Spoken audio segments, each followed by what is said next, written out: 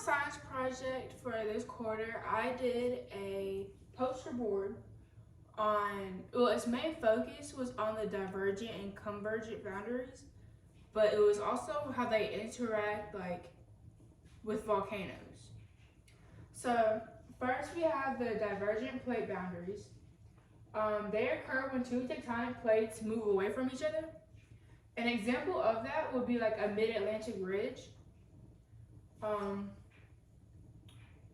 The types of volcanoes that the divergent boundaries make are shield volcanoes, and they're actually called shield volcanoes because they resemble a shield. Like when it's lying down, it resembles a shield, and I thought that was pretty cool, so I put that in there.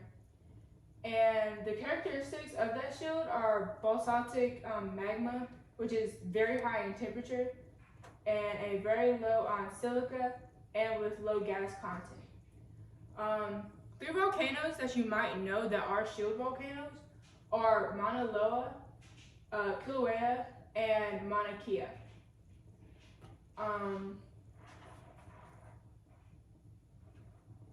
With the plates that form the volcanoes, that happens because magma rises from the Earth's mantle to the surface, and then it solidifies and creates a new oceanic crust.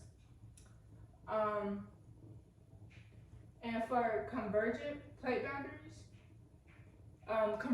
boundaries are whenever plates are coming together instead of divergent plates, which are going apart. Convergent boundaries make two types of volcanoes, even though one type can really be made like with various different tectonic plates, but like the majority of them are made with convergent plate boundaries, which those are called the cinder cone volcanoes, and the other type is called composite volcanoes, which are also called stratovolcanoes. The characteristics of the stratovolcano, which is also called a composite volcano, are acidic lava, which is sticky, and steep sides that solidifies, and it also alternates layers of lava and ash. Three of those types of volcanoes that you might know are Mount Vesuvius, Mount St. Helens, and Mount Fuji. Whenever plates form, like whenever convergent plates form for a volcano, they like move beneath each other, which means like they like, that's known as subduction. And the new magma, it rises, which usually it erupts and it forms a volcano like that. Volcanoes are classified as active, dormant, or extinct.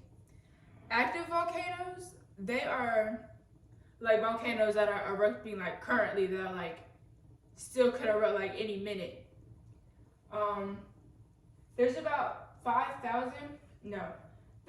70 confirmed eruptions that happened just this year, from 69 different volcanoes.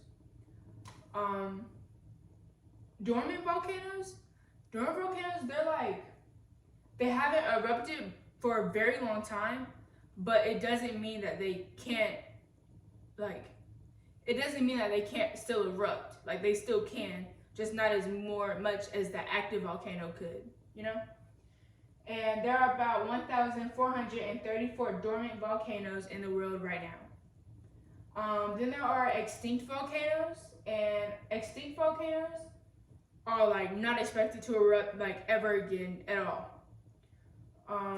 There are about 5,000 volcanoes in the world right now that are extinct right now as we speak. And my two connections that I made to the volcanoes are greenhouse gases and biodiversity.